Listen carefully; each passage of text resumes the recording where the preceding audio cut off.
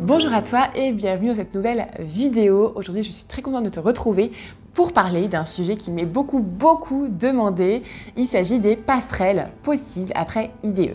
Donc comme tu le sais, j'aime bien, avant de voir ce qu'on peut faire de complètement différent d'infirmière, déjà explorer ce qu'on peut faire au sein de notre métier ou explorer ce qu'on peut faire avec notre diplôme d'infirmier. Donc on a un niveau licence, je vais réexpliquer un petit peu tout de suite. On a un niveau licence qu'on peut faire valoir, on a des unités d'enseignement qui sont validées, qu'on peut faire valoir également, donc ça vaut le coup déjà de les explorer.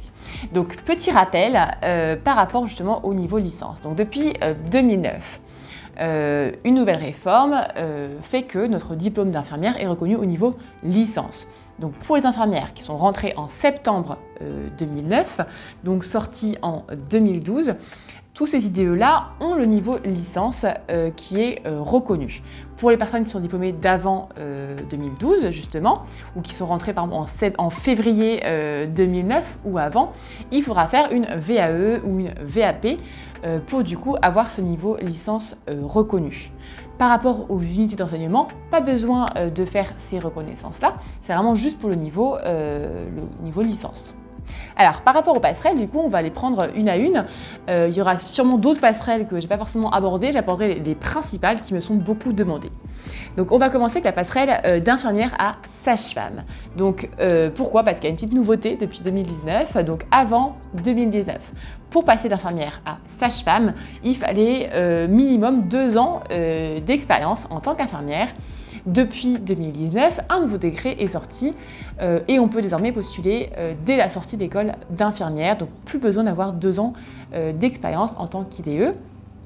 Donc ce dispositif permet d'accéder soit en 2e, soit en 3e année d'école de sage-femme.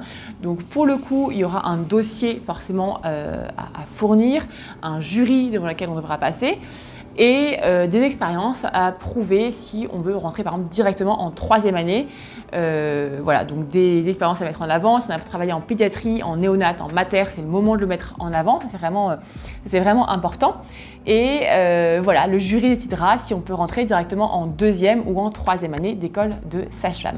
Forcément, pour les personnes qui sont tout juste diplômées, je pense qu'il est plus difficile de postuler. Hein. Peut-être que les personnes passeront avant nous, mais quoi qu'il en soit, c'est le nouveau décret et c'est totalement possible désormais. Maintenant, les études de kiné. Donc, pour passer d'infirmière à kiné, comment ça se passe?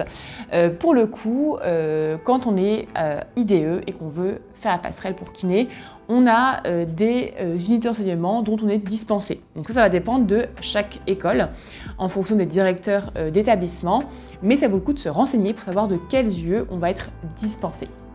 Maintenant, la passerelle d'infirmière à médecin. Donc pour postuler à la passerelle vers médecine, il y a eu encore une fois un changement en 2019. Donc avant 2019, il y avait la fameuse PACES, première année commune des études de santé. Donc depuis 2019, ça n'existe plus.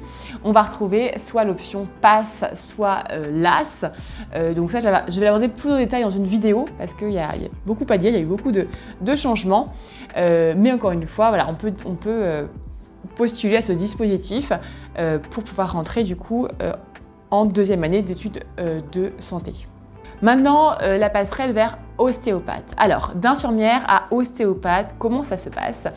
Alors, certaines écoles prennent directement en 2e année. Donc, on peut être admis directement en 2e année d'école d'ostéopathe. Il faut faire tout de même attention parce que j'ai eu les retours comme quoi ça pouvait être difficile d'entrer en 2e année sans avoir fait la première année d'ostéopathe. Certaines écoles proposent de rentrer en 2e année mais d'avoir une sorte de soutien particulier pendant cette 2e année pour ceux qui ont fait la passerelle. Mais apparemment, les écoles ne tiennent pas toujours leurs promesses, donc ça, il faut vraiment faire attention. Se renseigner avant auprès des écoles et auprès de paramèdes qui ont fait cette passerelle pour savoir comment ça se passe vraiment concrètement. Donc ça dépend vraiment des écoles. Donc ça, pour le coup, si tu es très intéressé, je t'invite déjà à rejoindre le groupe Facebook où on parle souvent de ce type de passerelle et à te renseigner auprès de telles et telles écoles. comment il fonctionne. Maintenant, la passerelle d'infirmière à psychomote, donc psychomotricien, psychomotricienne. Donc là, encore une fois, il y a une passerelle d'infirmière à psychomote. Donc on peut passer directement en deuxième année avec une condition, bien évidemment, il faut avoir obtenu dans la première année d'études une note de 10 en moyenne, enfin note de 10, minimum 10 de moyenne, et avoir aucune note en dessous de 8 sur 10 de moyenne pour justement postuler à ce dispositif passerelle et rentrer directement en deuxième année d'école de psychomote qui se fait en 3 ans en tout. Donc il ne nous restera plus que 2 ans d'études, c'est quand même pas mal. Maintenant, d'infirmière à auxiliaire de puériculture, donc ça on en parle souvent, on me demande souvent comment est-ce qu'on peut faire. Donc là encore une fois, pas toujours évident d'avoir une réponse très claire parce qu'en fait ça dépend pas mal des régions. Donc pour avoir eu des retours de plusieurs écoles un peu dans toute la France, on n'a pas forcément toujours les mêmes sons de cloche. On pourrait croire que si on est infirmière, qu'on a bossé en mater, en néonat, en pédiatrie, qu'on a fait pas mal de services depuis 10-15 ans, que quand même on pourrait avoir une équivalence. Mais non, certaines écoles demandent à tout repasser, c'est clair. Certaines nous dispensent de certaines UE. Donc voilà, encore une fois, c'est assez variable. Souvent, voilà, on est quand même dispensé de quelques UE, mais on doit quand même refaire l'année d'études de auxiliaire puer. Maintenant, la passerelle d'IDE à Manip Radio. Donc là, encore une fois, il existe une passerelle. L'infirmière peut rentrer directement en deuxième année d'études pour devenir Manip Radio. Donc c'est quelque chose qui te tente. Voilà, tu saches qu'il existe totalement une passerelle. Après, comme pour tout, je pense que ça dépend toujours un peu des écoles. Si on tombe sur un directeur qui est un petit peu plus titilleux, peut-être qu'on peut devoir, on va devoir peut-être juste louper quelques yeux.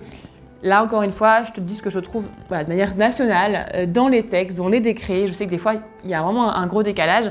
Par exemple, j'en parle pas là, mais je sais que pour pédicure podologue, il y a dans les décrets une passerelle possible pour rentrer en deuxième année.